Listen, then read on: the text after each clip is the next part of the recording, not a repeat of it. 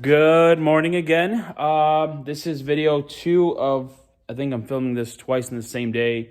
I just probably put one out there for the dash gauge cluster install and how I did it and how it was easy. I'm going to start the steering column, putting that back in place. And I'll show you how to do that. I have the first gen and the Srt-4 just to kind of show you the differences and something really, really important when you do this. So yeah, just hang around, drink some coffee, kick your feet up and let's learn some stuff, man. Let's both of us learn something because I've never done this before, but I kind of know what I'm doing. Yeah, I think I know what I'm doing. I don't know, we'll figure it out. So hang tight. All right, guys, this is the Srt-4 steering column. This is the first gen steering column. If you look from a distance, they look similar, very similar, but just differences. Obviously, this just got the one main plug here. You got your key tumbler here, and then you have your Srt-4 one, which is, I think it has 1, 2. Down there, it's got your 3, and then your skim key. Where is it at? 1, 2, 3, 4 plugs. Yeah, 1, 2, 3, 4 plugs. I want to just make sure I am as direct when I say this. When you do the swap, wherever, if it's a car that you bought or someone gives you a deal on some parts, make sure, for the love of sweet baby Ray's barbecue sauce, that you get the skim key and the skim module with it, or else you're just gonna have all sorts of problems, and then your mom's gonna yell at you. So let's not let mom yell at us. So the other differences that we have to do is take the bracket from here and install it to the Srt one, because obviously the mounting holes are different. The front of the mount, they're the same, like it will bolt in place, perfect, good to go, life is good. It's the back ones that we have to change out. So we just got to change out the back bracket. We have to. So this one's easy, it's just bolted on there. I think this one's, there's no bolt, it's just like a big, am I wrong, or is it? Nah, it's like a rivet, you can't get it to. So yeah, we got to take this off and go from there. So show you that process when it's done, and then we just got to install it. All right, guys, I disassembled the Srt-4 one. This is the first gen, but I'll take it out to show you. This was the original Srt-4 one. I disassembled that. The bolt was right here. It's just a bolt and like a rivet in the back in the end, so you just need to knock it off, cut it off. This is the first gen one, and this one has like a nut on the end and a square end, which is fitted right. See if I can get it close up. Right there, that square. It's meant to hold it in place right there. So make sure that when you put that back in place, that it is money, so that you put it in and you try to tighten it down.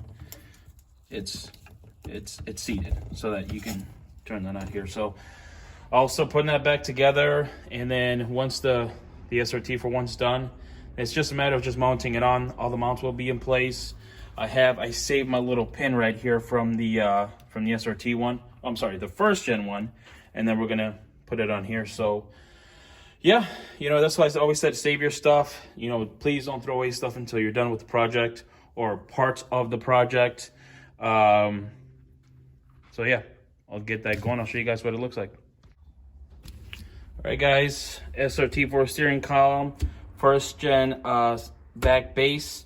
Like I said, it was square, it was flush. Put the original nut, put a little bit of Loctite in there for just safe measure, so all these bolt holes should line up just right. And then I'm taking the roll pin out of the first gen and going to put it into, obviously make sure that everything should line itself here. You could always use a new roll pin, but make sure you have like the roll pin. See if I have it here. The roll pin punch. Do not use like a regular punch. Where the hell did I do that? You got to use like the actual specific special type of roll pins punch so that it doesn't damage it. I don't know where that Oh, maybe it's that one. Here we go. It was probably the one I needed. Hold on, bear with me here.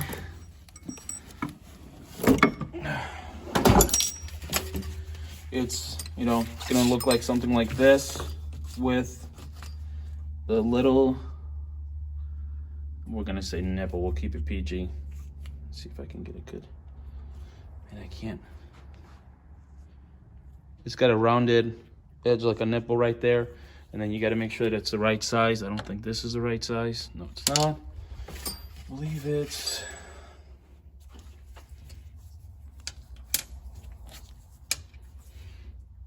there you go. This one should fit. Keeps it centered when you knock it in place. The little nipple, whatever you want to call it, is, you know, make it so that it doesn't move. So, all right. All right, guys, once you swap mounts, the one in the back is basically right there. You swap it with the SRT one from the first gen one. And it's just a matter of mounting it up. You got your two mounts right there. The other two mounts right there. You got your roll pin right there. Make sure you knock that in. Make sure it seats. So once that's in, then you got your mount here, and you got your mount. Let's get a little bit of light there. You got your other mount there. Torque them down. Good to go. And then your steering shaft is installed.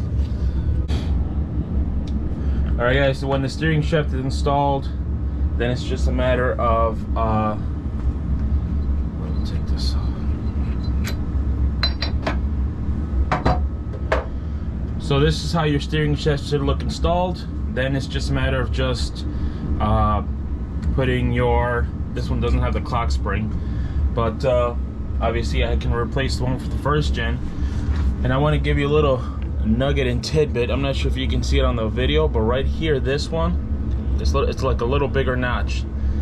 That notch is basically to tell you that the steering shaft has to be, that it's up and down. It's perfectly straight up and down. So then you can put your hub adapter however you want to do it. You know, me being OCD, I like to put this up so that it's, there you go. And then you put your bolt for the steering shaft for the hub. 40 foot-pounds. Torque this down to. You can always put a little bit of blue Loctite in here just to torque it down. Once it's torqued down, you should be good to go. One thing I want to add to the video is that I know that should have caught it, but I didn't. It's the multi-function switch plug is like notorious for having issues with just over time, just heat. So I ordered one from Modern Performance. When it comes in, I'll show you guys how to do that. And then I'm also ordering the actual multi-function switch and the wiper switch, just because obviously it's faded. I don't know how long these been originally in the steering column, because I got these from a sale, so the salvage place in South Carolina. So it's like, I don't know how long these been there. I don't want to do these again when I'm already like at the track, whatever the case. Something may not be working, so I'd rather just avoid all that and just replace them now. And then when I replace them now, I'll show you guys how to do that. That came off, but I'll show you guys how to do that.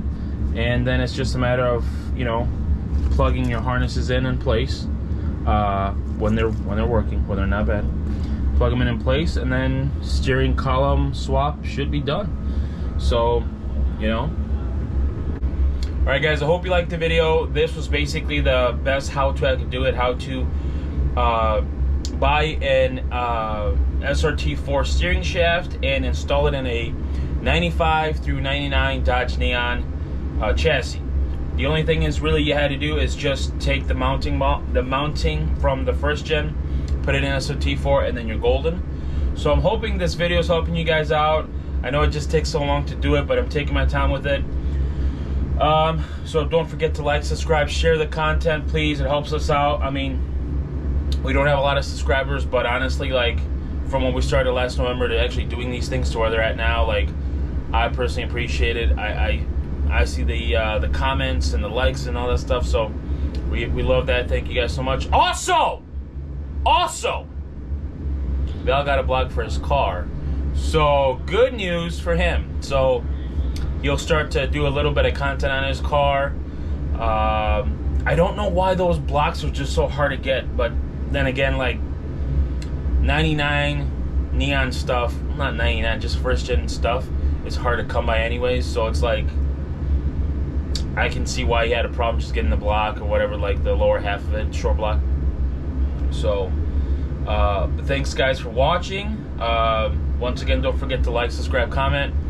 We appreciate the love, and I'll try to come out with a video how to do the pinning and the harnesses and all that stuff to help you guys out.